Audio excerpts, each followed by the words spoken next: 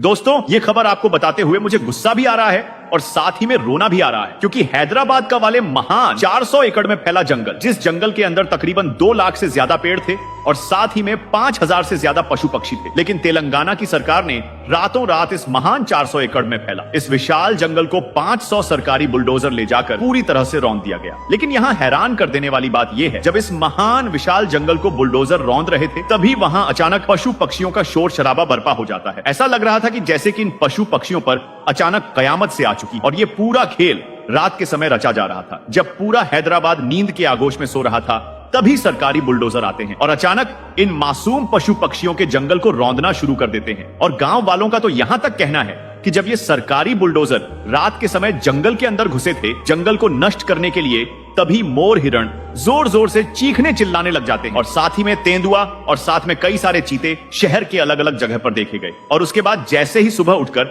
हमने जंगल में जाने की कोशिश करी तो हमें वहां जाने से रोका और हमने दूर खड़े होकर देखा कि बहुत सारे मोर और हिरण जमीन पर पड़े हुए हैं, जो इस दुनिया को छोड़कर जा चुके हैं। ये देखकर तो हमारे पांव के नीचे की जमीन खिसक गई और हमारी आंखें फटी की फटी रह गई। लेकिन अच्छी बात यह है, गांव वालों ने ये सब देख बिना देरी करे हुए विरोध प्रदर्शन शुरू कर दिया और विरोध प्रदर्शन का सरकार पर बेहद ज्यादा असर पड़ा। और इतना ज्यादा विरोध प्रदर्शन देखते हुए आखिरकार सरकार को इस 400 एकड़ में फैला मकान जंगल की कटाई को रोकना पड़ा। और इसके बाद थोड़ी देर के लिए उन पशु पक्षियों को राहत की सांस मिली जो इस जंगल में रहा करते थे। दोस्तों, अगर इसी तरह से चला रहा विकास के नाम पर इन बड़े बड़े विशाल जंगल को नष्ट करते रहे, तो आने वाले समय में हम इन पेड़ पौधों को केवल टीवी में या फिर कहीं म्यूजियम में ही देख पाएंगे। जिस तरह से अभी के समय में हम पुराना समय के महान जानवर को केवल म्यूजियम में देख पाते हैं, क्योंकि पिछले जमाने में भी लोग बड़े बड़े जानवरों का शिकार किया करते थे कुछ पैसे कमाने के लिए। और इसका नतीजा आज ये निकला कि आज इस धरती से बड़े सभी जानवर पूरी तरह से विलुप्त होने की कगार पर है। बाकी दोस्तों,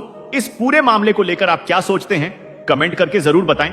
क्या विकास के नाम पर सरकार को इस तरह का कदम उठाना चाहिए या फिर नहीं? लेकिन वो वीडियो तो आप सभी लोगों ने देखी होगी इंस्टाग्राम पर, जिसके अंदर मोर हिरण जोर जोर से सीख रहे थे और हिरण तो शहर की ओर भाग कर आ गए थे अपनी जान बचाने के लिए। जैसे हिरण शहर की ओर भागे, तभी लोग समझ चुके थे कि कुछ बड़ी घटना घट चुकी है हैदराबाद शहर में। और वो घटना कोई नॉर्मल घटना नहीं थी, बल्कि 4 एकड़ में फैले इस महान जंगल को नष्ट करने की पूरी प्लानिंग थी। वह तो शुक्र है टाइम होते हुए इस जंगल को नष्ट होने से बचा लिया गया। और कुछ लोगों का तो यहां तक कहना है, ऐसा लग रहा था जानवरों पर जैसे कि कयामत आ चुकी है, क्योंकि वह इधर उधर भाग रहे थे अपनी जान बचाने के लिए।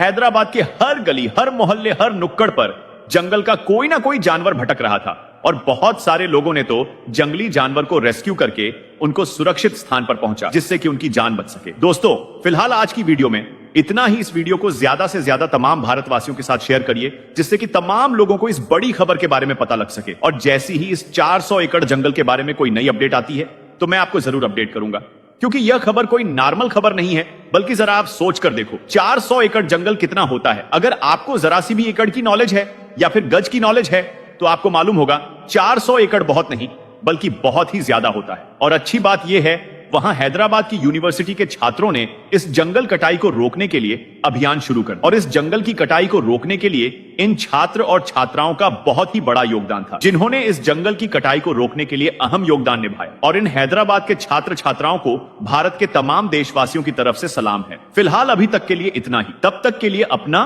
और अपने परिवार का पूरा ख्याल रखें। जय हिंद।